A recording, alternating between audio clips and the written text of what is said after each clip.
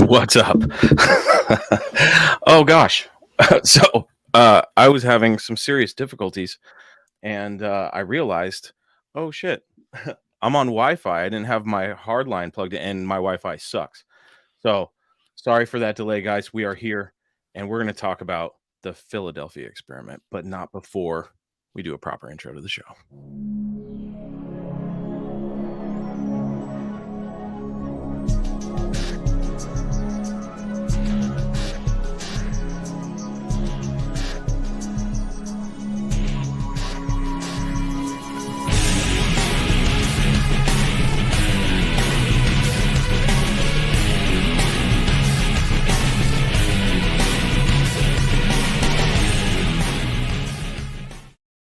Woo!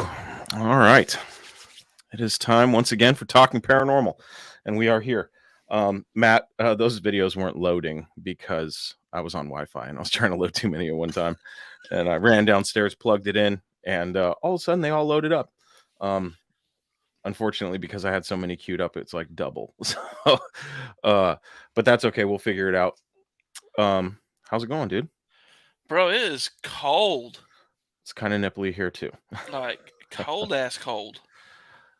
Let me do a quick count here.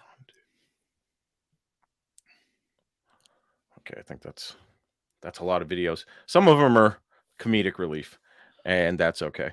I will say that I know last week we talked a little bit about some future plans to possibly go on some little haunted investigations, and I think the three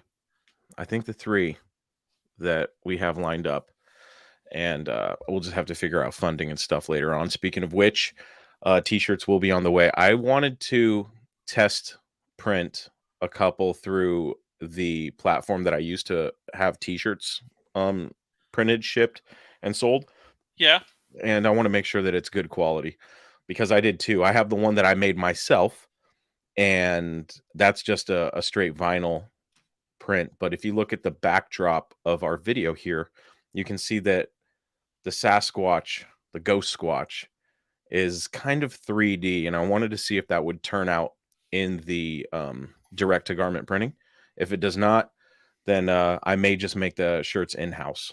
So we'll see what happens with that. But I have been considering these three locations, and I know Matt's not too keen on one of them, but definitely Waverly Hills. I think Waverly Hills is a good place to check out. I would do Waverly Hills. It's I'm one of the not. most haunted places on earth, apparently. That's It what I keep. really, it really is. But I'm not doing the Conjuring house. I will not. It's just a farmhouse, Matt. It's fine. It's just a farmhouse. It'll be all right. I actually have a coworker of mine, my buddy Roland. He might be in the chat, or watching. He said he was down. So Matt, you may get a call from me in the middle of the night, like, dude, we're at the Conjuring house and shit is going down.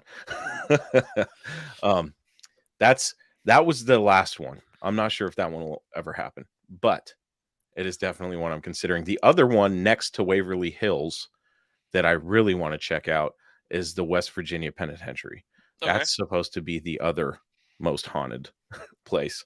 Both of them are roughly $1,000 or $1,200. I think it's $1,100. And it's up to, like, I know one is like 10 people and the other's 20 people. So plenty of course, like I said, once we get some funds rolling in here, I have no problems just getting the money together, and whoever wants to make it out to those locations and go hunting with us, I think that would be a lot of fun. I'm working on gathering some equipment, so we'll have equipment provided as well. We're gonna either way, whether or not we see anything, it'll still be a lot of fun. That's what I think. For sure, I agree. It'd be a good time. Hey Chris, what's the temp where you're at? I don't 35 degrees. How the fuck? How cold is it where you're at? 26. Wow. Yeah, not moving to Arkansas. God, it's freezing over there, dude. Bro, That's crazy. 26. So we're like in the negatives for What, Celsius? Yeah. Yeah. Yeah. That's like -6 degrees. Yeah, you're pretty cold. You don't have Bigfoot right now. You have the abominable snowman. I got the Yeti. The Yeti. I did want to play before we get into the rest of the videos. Like I said, there's a lot of comic relief this week. I did want to play a couple videos, some hype videos for these 3 locations, including the Conjuring House. Whether or not Matt decides to go, I still feel like it's on my bucket list. I hope nothing happens. I hope I go there. I'll go, but I'll be nerve center set up in a van outside. I'm not going in. You really think that there's something negative there, huh? Bruh.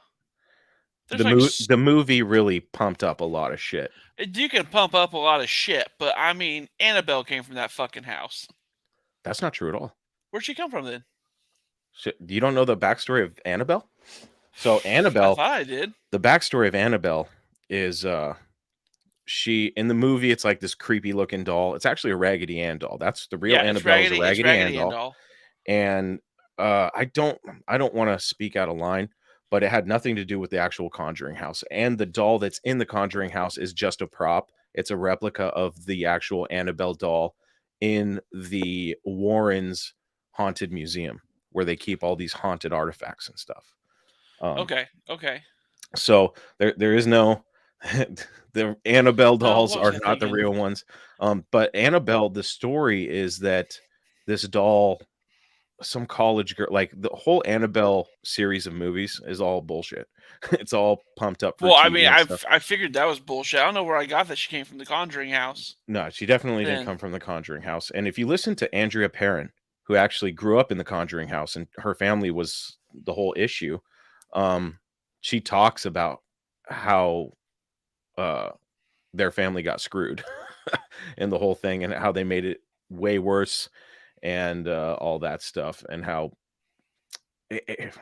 I'll have to pull up some videos, and we'll play some videos to get a more accurate account of what really happened. But I've been watching some investigations and stuff from the Conjuring House. There's a girl that is a relative of the owners of the place, and she's like the caretaker, and she has like, she's verified on TikTok. She's that big. And she does videos from inside the Conjuring House, and I'm like, oh, that place ain't that bad. Oh, and yeah, I've seen her TikToks where she's like sitting there dancing around the house and stuff. Yeah, it's kind of ridiculous, but I don't think it's, I mean, you would have to be a real dick to get something to follow you home from there. But anyways, I thought I'd play some hype videos. So let's watch a few hype videos for these locations. That way, if anybody feels like joining us someday, they can. Speaking of anybody, what's up, everybody in the chat? Thank you for joining us once again. You've probably seen the film The Conjuring, but did you know that the terrifying scenes shot from that film were shot in a real haunted farmhouse? YouTuber Madison Heisen decided to go and check it out, but she soon realized she may have bitten off more than she could chew.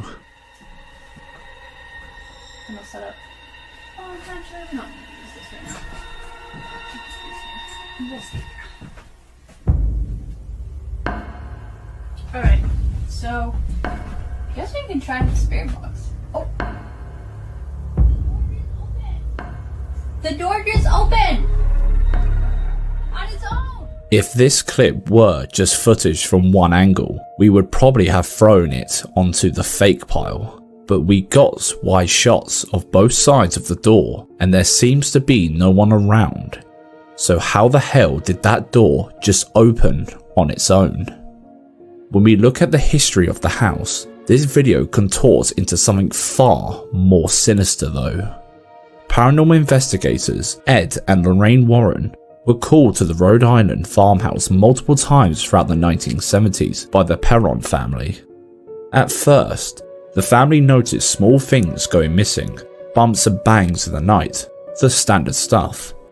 But soon after, it took an agonizingly hostile turn. The family learnt of the dark history looming over the farmhouse. Murders, hangings, children drowning. But nothing was as bad as the head spirit in the house, Bathsheba, a spirit who apparently still saw the house as her own. She lived there back in the mid-1800s and was rumoured to be involved in satanic rituals. Soon after this was discovered, Bathsheba's spirit became restless and possessed the mother of the Perron family. Looking back at the clip of the door opening with all this history considered, perhaps Madison's best bet is to hot-tail it straight out of there before she suffers the same fate. That was a great hype video. There's a lot of misinformation about Bathsheba too. That was also part of the movies. So don't be too scared. I've seen so many investigators go there and everything was fine, with the exception of the idiots that took shit from the house. Yeah. Definitely don't do that. And if you do, that's on you. But I really would like, I'm really interested in the anomalous lights in the woods, and the tree knocks and stuff out there. I think it's more the land than it is the house. Okay. Because apparently there was some sort of, I forget what the name of the battle was, but there's some sort of battle that happened on that land. And I don't know. I think they really play off the demonic on that one. I don't necessarily think that it's a demonic entity that's there. Okay. I'm going to do some more research, of course, because I really, to be honest, like, I have no interest in doing private investigations of people's homes. I'd rather go to these large locations and well-known places. But that said, Waverly Hills is supposed to be one of the most haunted places, at least in America. And it's almost guaranteed you're going to get some sort of activity, whether it be sounds, EVPs, seeing shadows, things like that. So I'm really excited about Waverly Hills. I'm probably more excited about Waverly Hills than the penitentiary or the Conjuring House, just because it's so well known for the activity that takes place there. I believe this is the Waverly Hills video. Waverly's paranormal legends have gone back for years and years. People believe that over 60,000 people died there at one time, and reports of hauntings and strange unexplained activities have gone on there for years and years. I've investigated quite a few areas that have been reportedly haunted in the northern Kentucky and southern Indiana area, and Waverly is by far the most active place I've ever been. There are a number of locations in Louisville, but I think the holy grail of hauntings is probably Waverly Hills Sanatorium. They say that's the most haunted place in the United States, if not, on Earth. Most people say 63 to 65,000 people died there. When you look at the records, the experts say there's no way that many people could have died. They said most likely it was tops 8,000 or 7,000 people. But still, you think about 7,000 people dying in one location over the course of 20, 30 years. That's quite a lot. There's been a large debate on how many people actually died up here. So we started a memorial site where we tried to get people and families that had any kind of death records where we could prove that people up here died up here. We're up to about 11,000 that we can prove. We assume that there's a lot more than that. Well, Waverly's always been known to be haunted. And, no one's going to believe anything till they see it for themselves. I wouldn't either, but I have seen things up here for myself. It can scare you. I don't care who you are, you're not ready for it. I've ran out of this building more times than I could count, and I will again, I'm sure. It's not the last time. But there's a lot of stories that do go along with the building, and a lot of them we don't know what's true, what's not.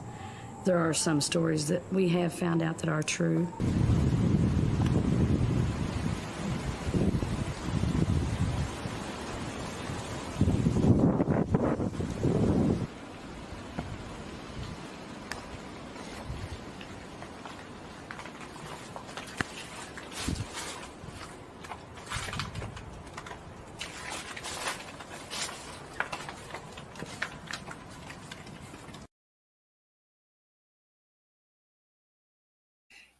Dude, if that doesn't get you pumped to go check out Waverly Hills, oh my God. I'm going to do my best to not run out of any of these locations when shit goes down. I'm trying to get some serious footage. And thus far, I haven't heard of anybody being seriously hurt at any of these locations by an entity or a ghost. So, you know, aside from my own fears, I think as long as I can just rein them in a little bit, I don't think I'll be running anywhere, because I will tether you to me. I'm not saying I won't grab you. Oh, Matt. But I'm super excited. Waverly Hills is just, it's so legendary in the ghost and paranormal community that God, it's almost if you're into this kind of stuff, it's almost a must go check out place, you know. Oh yeah, for sure. And then of course there's the West Virginia State Penitentiary in Moundsville, West Virginia. Let's check out a little hype video for that place. I'm super excited for that one.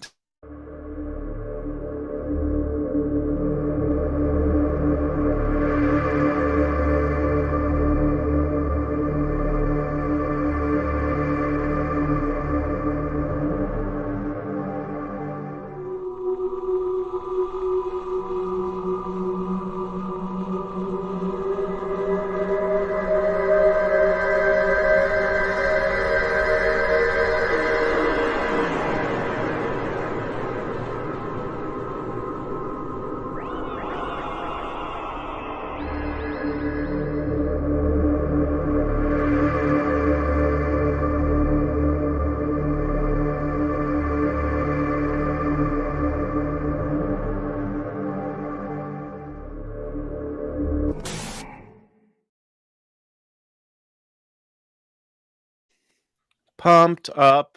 Dope. So those are, it's interesting because you were a CEO at one time, Matt.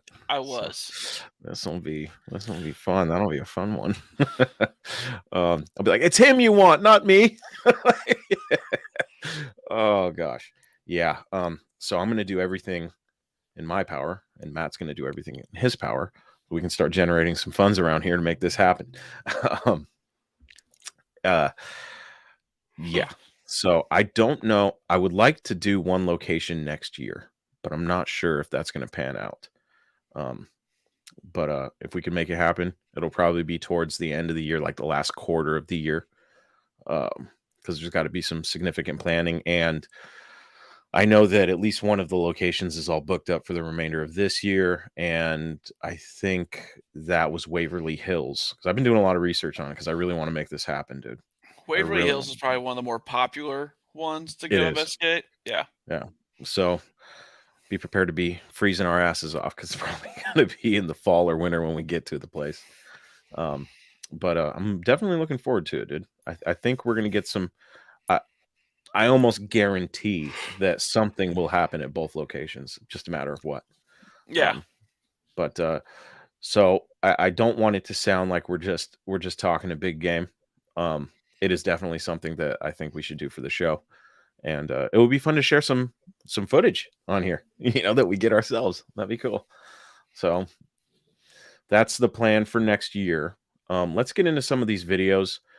We are talking about the Philadelphia experiment today, so I did queue up a couple short videos to kind of explain the history. That way you guys don't have to listen to me read off of Wikipedia. But definitely an interesting thing, but we'll get into that in a little bit. Matt, you did some research on it, right? I read Wikipedia. Yeah. Okay. I didn't dig too deep, but it sounds pretty wild.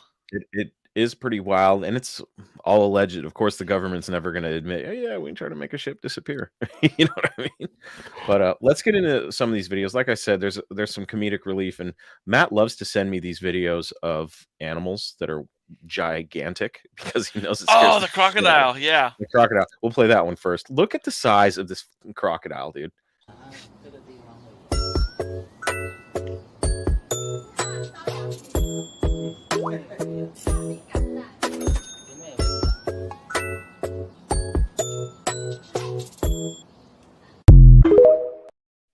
That thing is a dinosaur. I don't care what anybody says. Oh, for sure. They're It's a absolutely dinosaur. dinosaurs. I mean, it blows my mind that a creature or creatures that size, that much power, are still on Earth. And like back scratches. We're out here hunting Bigfoot and shit. And it's like, whoa, dude, we got dinosaurs out here, man. That's still like when I was kicking around the idea of moving to Louisiana, my wife's like, because we like to go kayaking and shit. She's like, we're not going kayaking. And I was like, yeah, no shit. I didn't think about that. I mean, definitely, I don't know. it'd be a great story. It would be a great story. I would definitely, it's the sneaking up on me thing that gets me. Like if we're kayaking and I see one popped up, it's like, all right, go that way. But you ever seen the video or this father and son are in a little fishing kayak and they're checking jug lines? You ever seen this video? no. They're in like Louisiana or Florida and they're checking jug lines. And they're in a little kayak. There's a group of them checking jug lines in their little kayaks. And the video cuts in with the son being like, it's a big one. Because he's like barely out of toddler age. Like 5, 6 maybe. Like little kid. And he's like, I think we got a big one, Dad. And Dad's like, it feels like it. And they get up to the final little bit of line. And a big old gator mouth comes up out of the water. Bigger than their like the gator's bigger than their kayak, comes up out of the water, and it ate their bait. Oh wow! And the kid panics. The dad starts pedaling his little kayak paddles to like get away, and he goes, "That's a big old gator." That's absolutely terrifying. Yeah, no kayaking in the bayou for me. I'll tell you that right now. This is a funny video that you sent, Matt, and it perfectly sums up white people. Oh, white people. Check this out. Can someone tell me what this lady has on her leash? Okay, let me break this down for you, brother. If a white woman is walking it, we don't know what the hell it is, okay? It could be any damn thing. It could be hyena, husky, and a third of goat. We don't know, okay? They be rescuing all kind of shit, okay? But I tell you one thing, be patient, wait on the DNA test, and she'll let you know, okay? Tyreek, I saw your video on TikTok, and I just wanted to tell you that he's hyena, Malinois, and bear, okay? Thank you so much. I thought that was hilarious.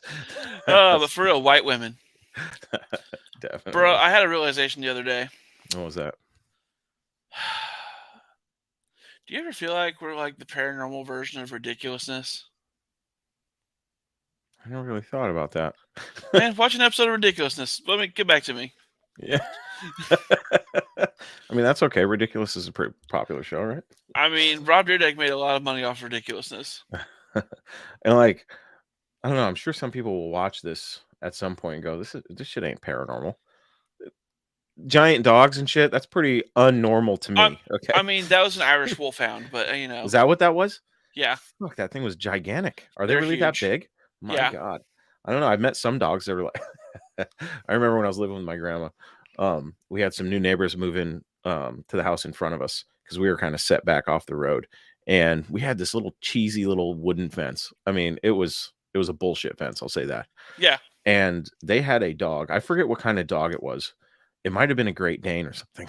Nothing scary or anything. But I just remember walking outside one day, looking over and seeing like the dog, like you could see the top of his legs and his chest and his head. And he was just looking over the fence. And I was just like, hey, dude, that fence ain't shit. You could easily get through that thing if you don't want to hang out over there.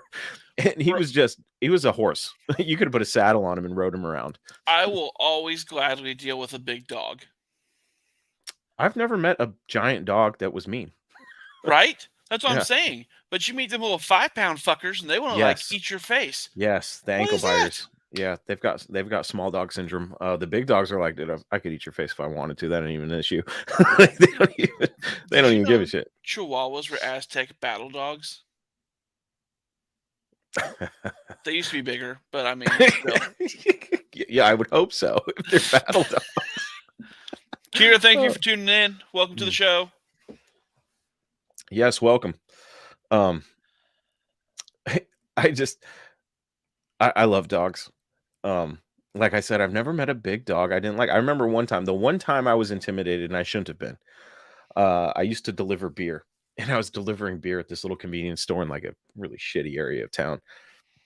And there was this guy outside, and he had chained up his dog, his pit bull, and the chain links. I mean, they were gigantic. I felt bad for the dog once I got to know the dog a little bit. The dog's neck, like it didn't have a neck. It was like all head and neck. And I'm not shitting you. It was one of the, if not the biggest pit bull I've ever seen. And he had one of those choke collars on. Yeah. And he was looking at me like, and he wasn't like happy. Like he wasn't tongue out, like all chilling. He just had a look in his eye. And I was like, shit, I have to go right in there too.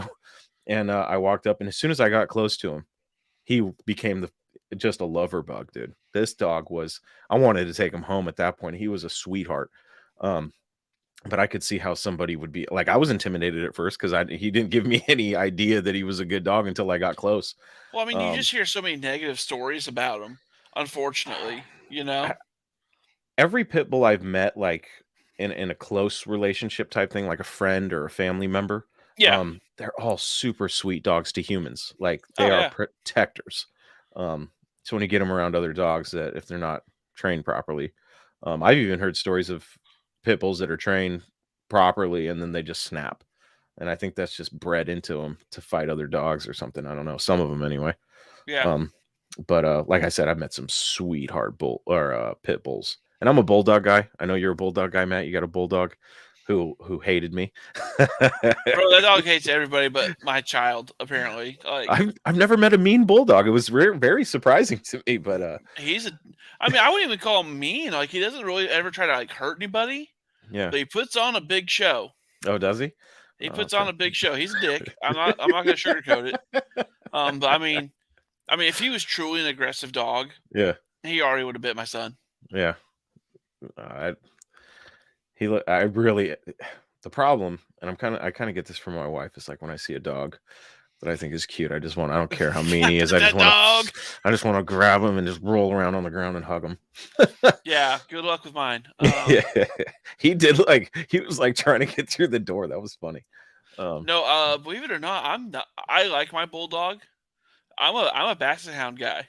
Oh yeah. I had a German Shepherd and a Basset Hound, and I love my Basset Hounds. Right on. They're cool dogs too. Little floppy-eared dipshits. Yeah. I've just always had a thing with dogs that look like they've had their face smashed in. Bro, like I said, I almost entertained the idea of getting a Frenchie. Yeah. There's a breeder. I don't know where they're at, but they're specializing in putting a muzzle back on bulldogs and Frenchies. Oh, really? Like they crossed in a little something and it's giving them a little bit of a muzzle back to help their breathing and everything. They still look very Frenchy and very English, but they've got a little bit of a muzzle and it helps their breathing. Yeah, incredibly. My old man Cooper, he's an old English bulldog, so he has a little bit of a snout. And if you didn't know any better, you would think that he was a pit bull / English, because he's taller and not as whiskey barrelish. Yeah.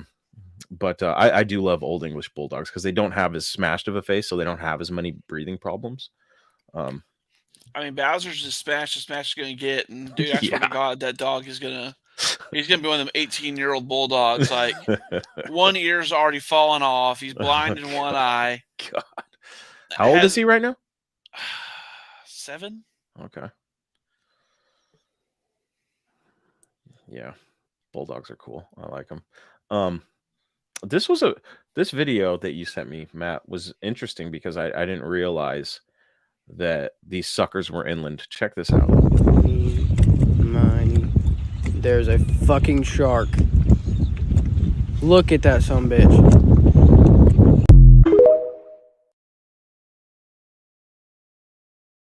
How did you not know this? I've talked about this. I didn't realize that looked like a lake, not a river. Yeah, but I mean, I'm just saying, if it's connected, there's been bull sharks found 1,300 miles up the Mississippi River. Oh, okay. I think I remember you telling me that. Yeah, they're everywhere, man. But for some reason, it never dawned on me that, yeah, if the river's connected to a lake, guess what, asshole? It can make it to the lake. You know, it sure can, dude. For real, that's my biggest fear. It's going to the lake and a goddamn gator gets me. There's not a gator anywhere near us. There hasn't been a gator sighting within 4 hours of me, but that's like my biggest fear. And it's not because I think it's going to migrate all of a sudden. It's because I think some dipshit's going to turn it loose and see if it can make it through the winter. my God. That's a problem.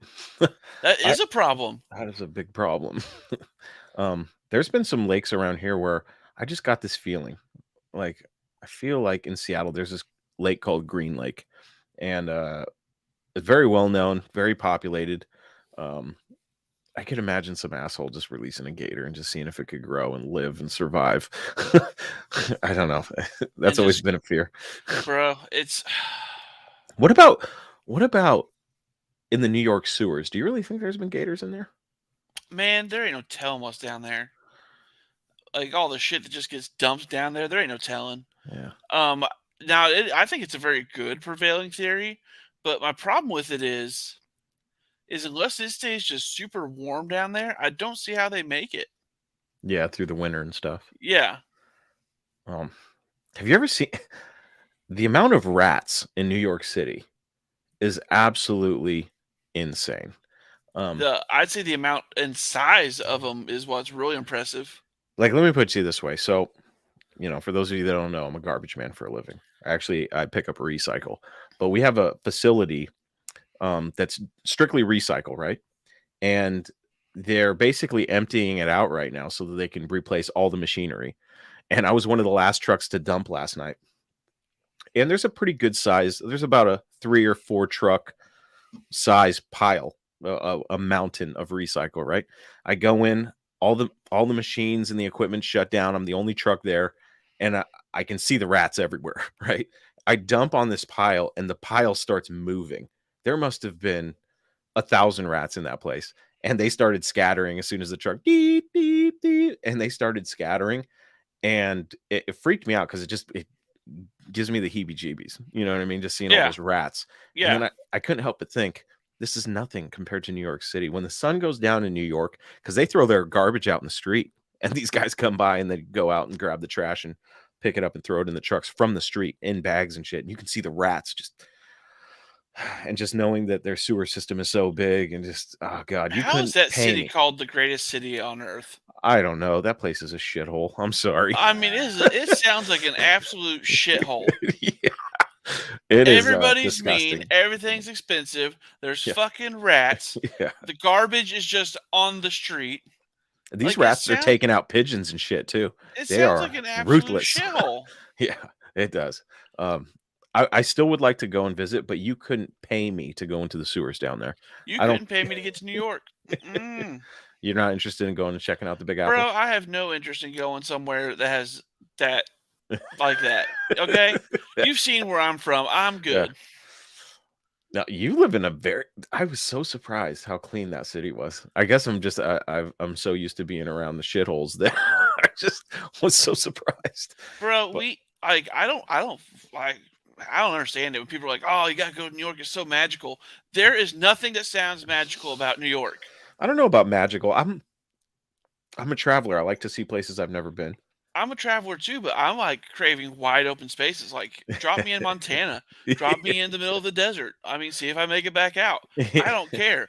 I would rather go to like the middle of freaking nowhere and fight a badger while wearing bacon underwear than go to New York City.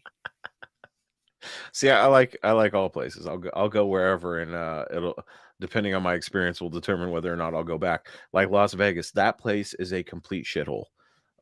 Smells like piss, vomit. I love Las Vegas. I mean, Vegas want sounds to like live a good there. time. I mean, I don't want to live there, but I mean, Vegas sounds like a good time, but like nothing about New York sounds like a good time. Yeah, I don't know. I want to see Times Square. I don't know. I just want to see all the big popular places. Well, you missed your shot, man. You should have went during COVID. Nobody. Scott, I'm just saying, if you ever see me fighting a bear, jump in and help the bear. Chris, did we lose you? Oh, there you go. Am I back? I don't know what happened there. Yeah, you're back. That was you're weird. Back. You froze for a second. Okay. Weird. Like a 90s sitcom. Yeah, the sewers in New York scare the shit out of me. Yeah, Scott, definitely there's that smell too. Let's get back into these videos here. I don't remember what the rest of these are. Let's figure this out.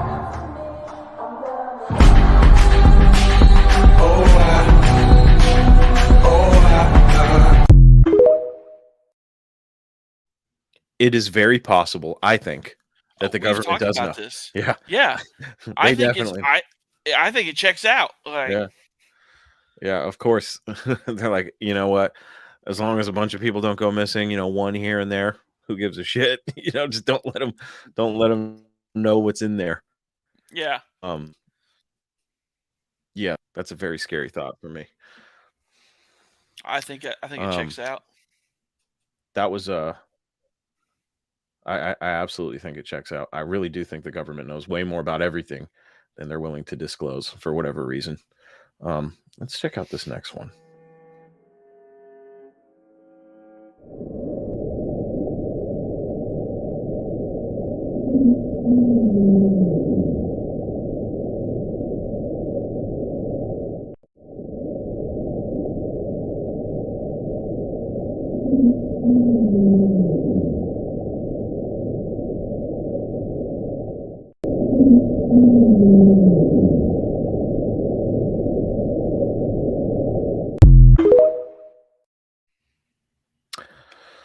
I mean, we've heard of the blip, right? You've heard of the blip, right, Matt?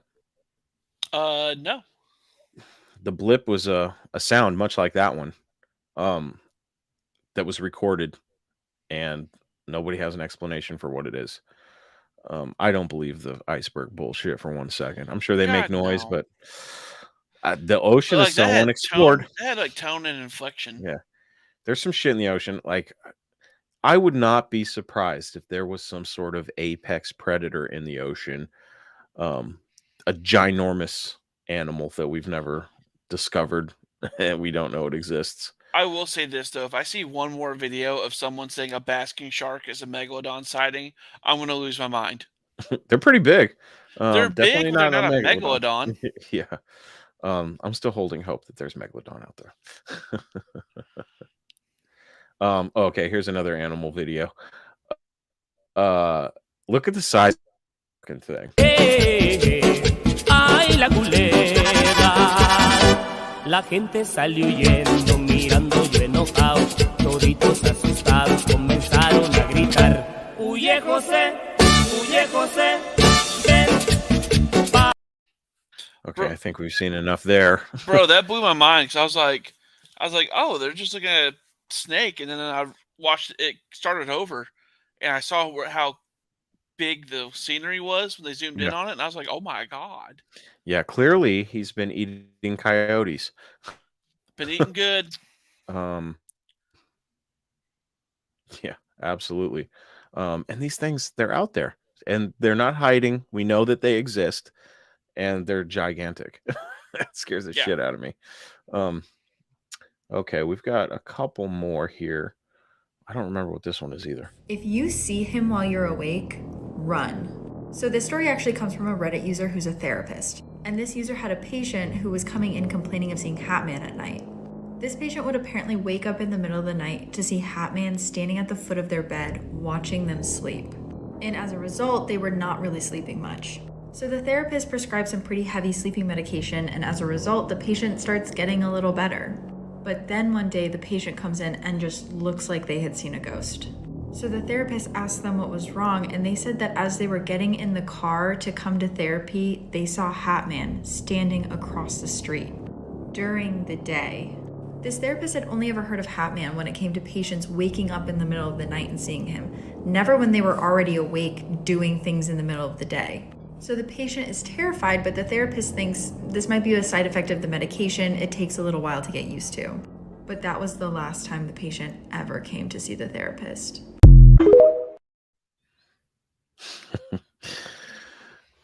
Yeah, if you ask me, Chris, what are you most fearful of shit you've talked about on the podcast?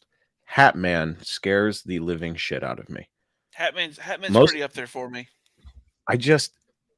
The creepy part, like if I had never known about Hatman and I saw it, I'd be like, oh, that's fucking weird, right? The fact that so many people have seen this entity with a fucking hat I can't figure. It's kind of like the whole aspect of when people mess with Ouija boards and they contact Zozo. Oh my God, Zozo. That shit, when one entity is like being seen all over the place. I think I said it on the show that I watched a documentary about Hat Man, and some of the accounts were just horrifying. Especially when you have sleep paralysis and you can't do shit. This thing is getting closer to you. That is the scariest shit I could possibly imagine. That would probably be the only thing that would make me run out of any of the locations that we go. Is if I saw Hat Man, I'd be like, "Oh fuck, see ya." Well, I mean, for sure. I just there's something about one entity that is very specific, being seen by who knows how many people. That scares the shit out of me. What is Hat Man? We'll do a bigger episode on Hat Man in the future. Also Zozo. But yeah, there's just something. Black-eyed kids too. That scares the shit out of me. Creepy kids just suck, man. Yeah. Like, I hate when they do creepy kids. Like, that's the lowest blow.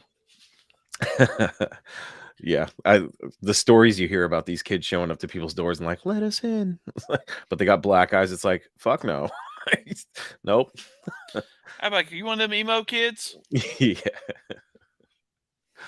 But yeah. Who's Tremors? I love Tremors, by the way. Who doesn't love Tremors? Tremors was one of my favorite movies growing up as a kid. Tremors was legit. Bert. Yeah.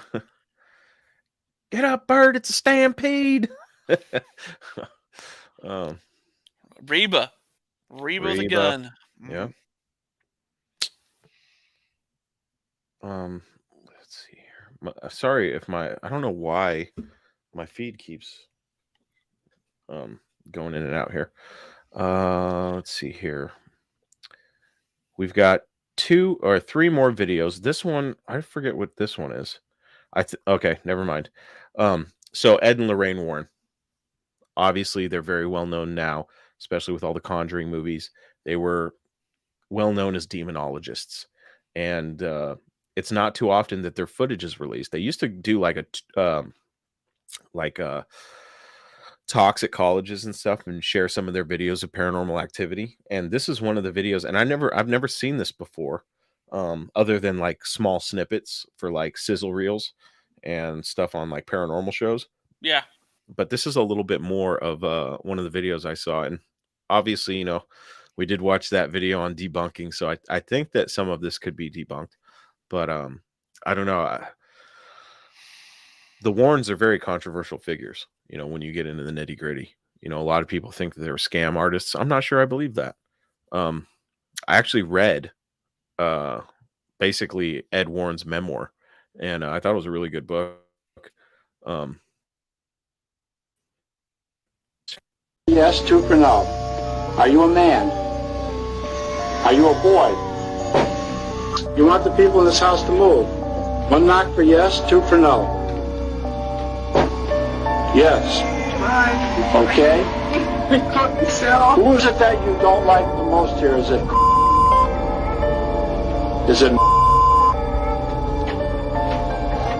Is it their father? Is it their mother? Oh my God. Or some sign. Is that you moving something? Give me some sign that you're here. In the name of Jesus Christ, I command you to reveal your identity. A little girl is trying to do her homework, but you can see as the chair keeps sliding backwards. You're holding it down, aren't you? It's got that much strength to it. If you watch, you can see the little girl's legs are up on the rungs of the chair. She's not pushing herself up from the floor. The mother is not tipping that chair backwards. Nobody is touching that table. The table moves of its own volition.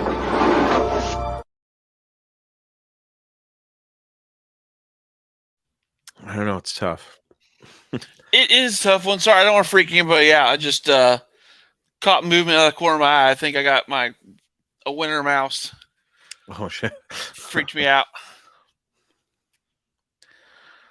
Yeah, the Warrens, I would love to see all their footage. I also would like to check out their haunted museum. That would be crazy because I mean, it'd be pretty cool. I wouldn't mind checking out Zach's in Vegas. that's definitely. I definitely want to go check out that. He's got the Kevorkian van. I think he's got Ted Bundy's Volkswagen too. I could be wrong. He does. Does he? And he's got a Dybbuk box, I think it's called. Oh yeah. He's got some shit in there. The Warrens, they have their own little. I don't know what happened to their collection since they're both Their passed son away. runs it. Oh really? Yeah, like he'll like. I mean, a lot of people disagree with how he's handling things because he's like renting out himself and the Annabelle doll and stuff. Really? Mm-hmm. I don't know if I'd be renting that shit out. Bro, I would honestly keep her in her case and keep her put up. Like, there's no reason to have her out and about. Yeah, that's insane. Especially if you listen to the actual story of Annabelle. Yeah. And what happened. Yeah, that's creepy as fuck, dude. There's certain like haunted objects, that's something that really creeps me the fuck out. The fact that there's museums that have all this shit.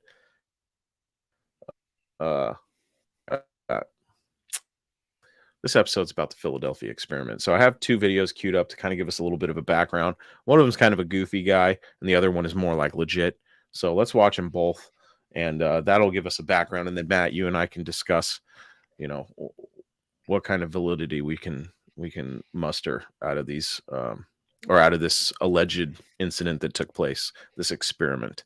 This is the legend of the Philadelphia experiment, the U.S. government's attempt during World War II to make an entire ship disappear. Theorists say that disturbing things happened to the sailors on board. According to witnesses, on October 28, 1943, the USS Eldridge, a Cannon-class destroyer, was being used for top-secret experiments that could change the tides of the war. The rumor was the U.S. government had come up with a cloaking technology that could render any ship invisible to radar. And in the Philadelphia shipyard that day, it was time to test it out. Witnesses say as the Eldridge powered up, an eerie green energy field surrounded the ship, and then it disappeared. The ship was then spotted in a Virginia shipyard and then teleported back to Philadelphia. Some went insane, and some got a mysterious illness. But worst of all, some of the sailors were said to have gotten fused to the ship. Many of them still alive as they were cutting them free. For more on the story, check part 2. Yeah, I've definitely heard the same stories about the Philadelphia experiment. I did want to mention really quick, I did see the Dietlov Pass incident mentioned in the chat. That is a crazy story. Have you ever heard of that, Matt? I have. That one it's pretty wild. Like, we definitely need to talk about that one. Yeah, that's definitely on the list. But that's I don't know what to make of that one. I've watched a couple documentaries and I've done some research on it in the past. Normally I would do something, but there's some high strangeness attached to the disappearances. I know that they believed they were being followed, shit like that. Super creepy. We'll get into that here. I don't know what's next on the list. Time travel's next week, so we get to talk about time travel next week. Oh. But definitely Dietlov Pass. Let's watch this last video on the Philadelphia experiment, and then we'll chat about it. Philadelphia teleportation experiment.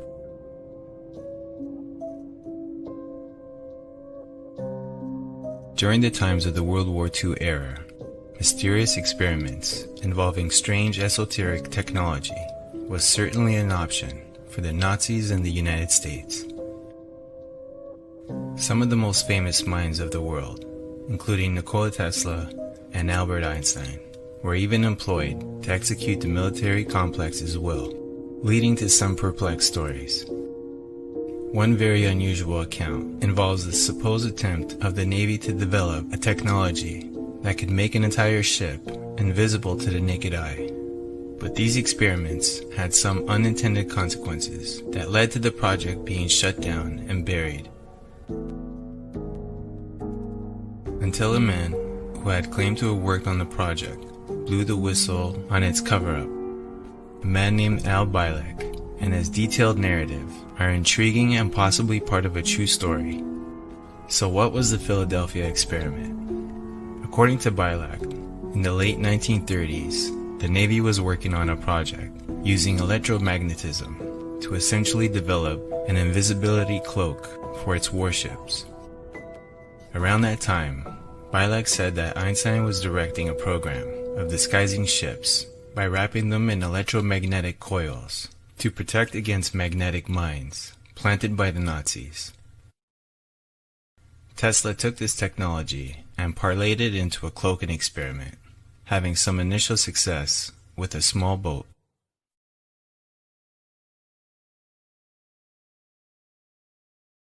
After failed attempts with larger ships, Tesla gave up the project and handed it over to a Dr. John von Neumann, who also worked on the Manhattan Project. Von Neumann eventually succeeded in making the USS Eldridge, a Cannon-class destroyer escort, invisible for a short period of time on the first occasion. According to Bilac, one of Tesla's inventions, a zero-time reference generator, lent itself to this success. This device supposedly locks to the Earth magnetic fields and acts as a cosmological reference with the electromagnetic fields at the center of the galaxy. Bilac said that Tesla gave von Neumann a cryptic warning about a personal problem that might occur in their experiment, but he continued anyway, and the Navy trained a crew specifically for the operation. Then on August 12, 1943, they ran a second test. After being shrouded in a green haze, the ship disappeared for several hours, during which it traveled through time and then rematerialized. Upon its return, sailors were reported to be violently ill, some engulfed in flames, and others were molecularly bonded with the ship.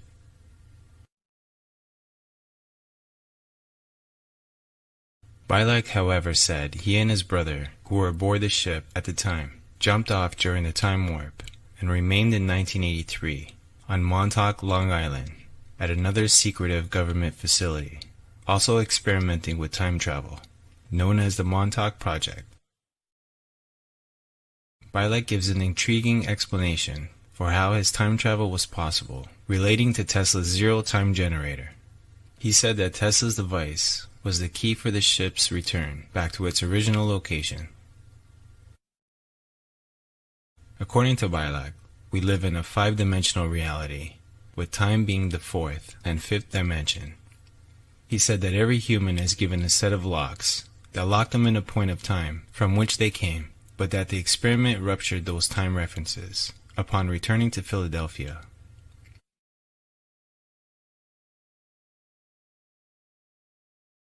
The Montauk Project Conspiracy. Stemming from the Philadelphia experiment, the military supposedly conducted a program at the Camp Hero Air Force Base on Long Island, known as the Phoenix Project. This program funded studies ranging from psychotronics to black hole simulations and weather control. Some point to the company called Brookhaven Institute as being a shadow agency in collusion with the government for these experiments. The company's website says it researches an array of studies, including nuclear and high-energy physics, superconducting magnets, and condensed matter physics. They also have a particle accelerator, like the one at CERN, in conjunction with the development of energy. A man named Preston Nichols claims to have worked for the Brookhaven Institute when these experiments took place. Nichols has said that during his time at Brookhaven, a plethora of psychic research was carried out with some of the best psychic minds, as well as with children. Some of the experiments achieved materialization of objects, teleportation, and black hole creation. The project ended on August 12, 1983, exactly 40 years after the Philadelphia experiment. The members of this project were brainwashed and wiped of their memories. Although they claim to have gained remembrance over time with the story, could these claims be true? Could they have been part of mind control or psychic programs like MKUltra that have distorted reality? Or did they actually travel through time? The mystery remains and continues to be debated, but those involved swear by their accounts.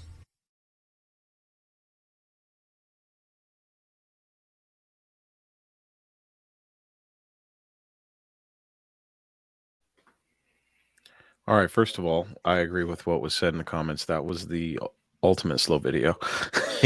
Just because TikTok has 10-minute videos doesn't mean you should be allowed to post one. My God. I didn't watch that all the way through. I wish I had. I would have realized how fucking long it was. I didn't even pay attention to how long it was on the little cue there. Also, yes, that definitely was the Pink Floyd album cover. Anyways, yeah, so I will say this.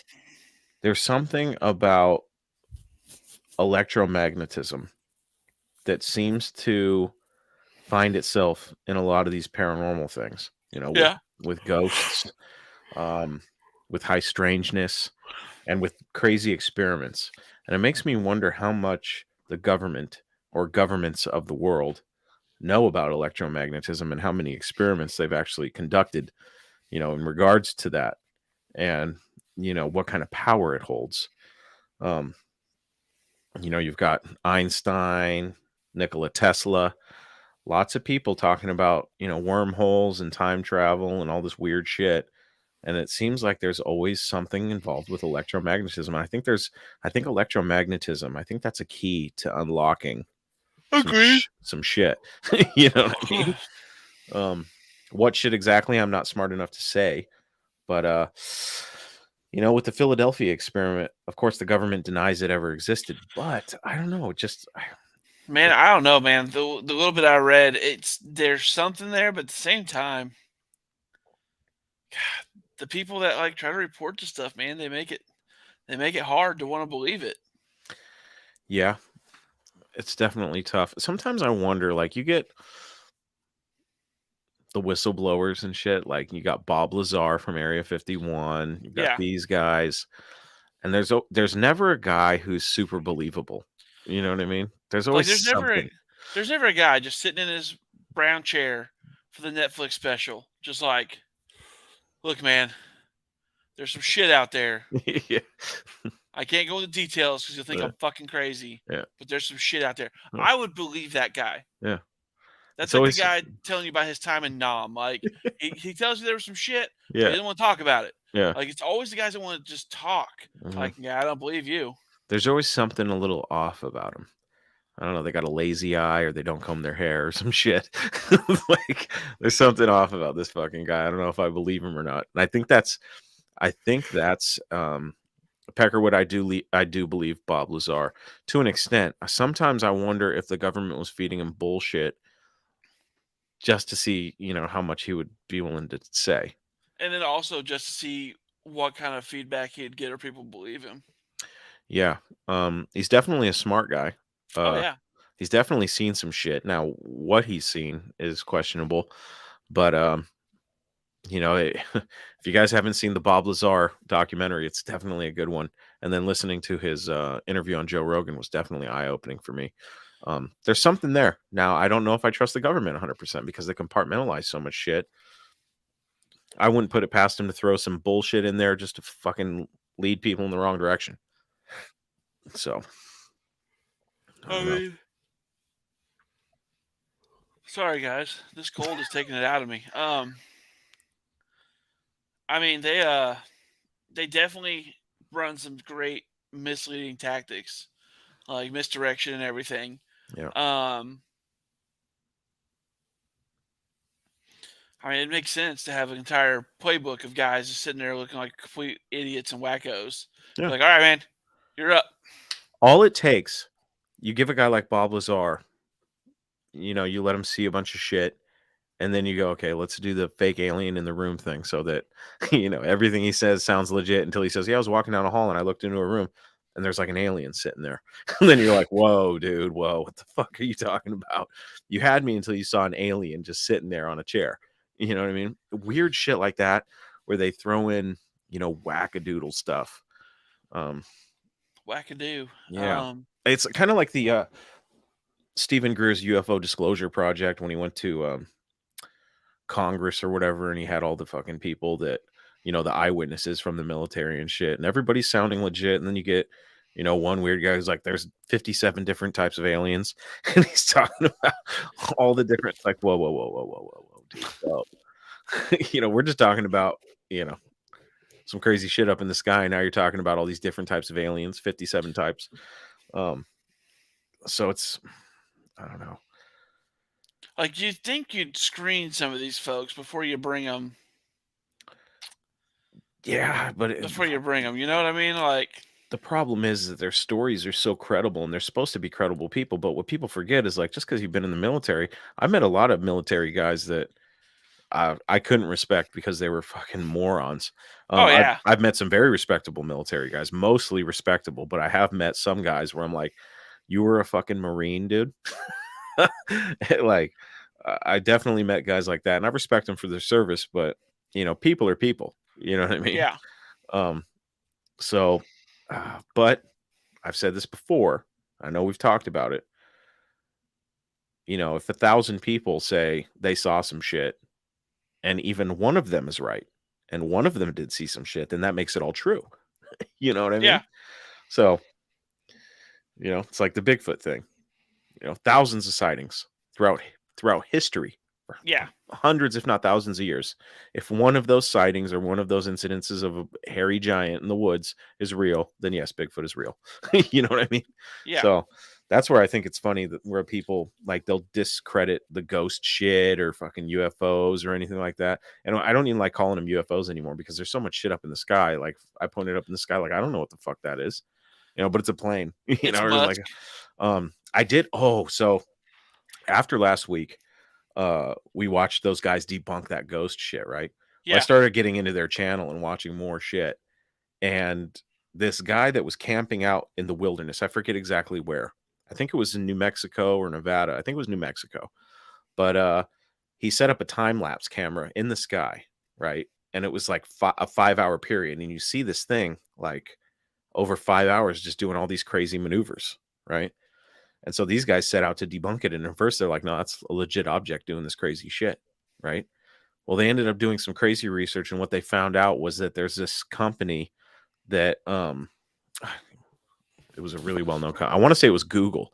They were doing these weird weather balloon experiments where the balloons traveled through the sky, and then they have sensors on them, so they'll know when they need to elevate another 5,000 feet or do this kind of shit. And their maps are all over and erratic. They found the flight path, and they found out that one of those balloons was in that direct flight path because they were doing research like, all right, what was in that area? They checked flight logs, all that shit, and they couldn't figure it out. But they found this place that I think it's related to Google that is releasing these weather balloons, and they're gigantic, and you can see them. And it was like almost the exact same pattern. So they debunked it, which was crazy because unless you went that deep into researching to debunk it, you would automatically think it was a UFO just by how it was traveling in the sky. Right. So I'm going to be looking into some more of their videos because they've been debunking UFO videos and some other shit. So I'm very interested, including mysterious creatures that have been seen on camera. So we'll probably end up reviewing some more of their videos because they were so much fun. Oh, dude, they cracked me up. Yeah. And there were some videos I was looking at, between last week and now where I was just like, I'm not even going to play that one because Matt and I are just going to tear it apart. But I don't know. I think that's good. That's good to, have those ideas of debunking. Like, before I saw that, I could have watched that Ed and Lorraine footage of the table moving and shit and been like, but you can't see the bottom of the table. Like, there could be strings, if you cannot prove 100% that it's real, then you automatically have to say chances are it's fake. You know what I mean? I mean, when you look at that video we watched of Ed and Lorraine, all you hear is Ed being like, and you're holding that, right? Yeah. And that's actually, in my opinion, that's mentalism. Yeah. You know what I mean? You're holding that, right? Like you got two people on a Ouija board and one person looks at the other and go, you're not moving it, are you? The person's like, no, I'm not moving it. Are you moving it? You're like, no, I'm not moving it. You know what I mean? That mentalism shit. Now the video in the Conjuring house where the girl's like, I'm going to do this, blah, blah, blah. And the door fucking opens. Yeah. And they have a camera on the other side, and it's a wide shot so you can see. So I didn't like something about that video. Oh, fuck, what? They weren't synced up. They weren't? Uh-uh. Fuck, I deleted the videos as we went, or else I'd pull it back up. Shit. No, go back. If you got it where you can find it, go back and watch it. But they weren't synced up. Like the first one, the bottom one where it shows the living room or wherever. Yeah. Opening up that door, that video, the door was completely open and showing her. Before the video of the door opening with her, the door was where you could see her. Like they didn't sync up their time markers, and that bothers me. Interesting. I might have to look back. Well, if that's the case, it's bullshit, Matt. You shouldn't be scared of the Conjuring house. Let's go. I do see in the chat mentioning of Project Blue Book. Yeah, J. Allen Hynek was part of that, and he was brought in. Dr. J. Allen Hynek was brought in to debunk a bunch of UFO shit, and he actually concluded that some of it was legit. So Project Blue, there's a lot in Project Blue Book. They even made a TV series, but it's like loosely based. I watched a little bit of it, but I don't know. Scott, yeah, there's definitely, I don't know. I think it's the key to a lot of the mysterious shit. And after thinking, oh, by the way, Matt, our portal video was pretty popular on YouTube. I sit here and I look and I see we've got 6 people watching live. Yeah. I think we have well over, let me look really quick. I was pretty surprised. I was like, holy shit. You know what it was? It was because somebody had been attacked by a floating wiener. We definitely need to clip that for TikTok. 187 views on YouTube. Oh, wow. Yeah. Compared to like the Grim Reaper got 44, Zombies 52, Vampires 28. Nobody likes vampires. 46 for the Satanic Music Industry. Autech got 45. Giants 132. So Portals beat out Giants. And then the other big one we had, that's still the champion, is the Mud Flood and the Lost Empire of Tartaria. Look, that was a good episode. That was a good time. That was a good time. I think part of that is that Tartaria is like just starting to get known. Yeah. And people are looking up all sorts of shit. So hopefully they looked at our video and were like, look at these 2 fucking morons. They're like, they talked about Tartaria for 5 minutes. Well, kids, I might have to call this one. I am freezing. Yeah, and I need to get going because I need to do another podcast tonight. It's been a while since I did my other show, so I'm going to go live. If you're a car guy and you want to stick around, I'll be jumping on Talking Mopars here in just a little bit. I've got a buddy who may be a guest. Hopefully he's still up, so we'll see. But Matt, that was a fun episode as usual. Next week, it's time travel. Time travel. All right, buddy. Go get warm, get some sleep, and we'll chat. And we'll see everybody next week right here on Talking Paranormal. Remember, everything is 1,000% maybe possible. Exactly. Don't go sticking anything into any wormholes.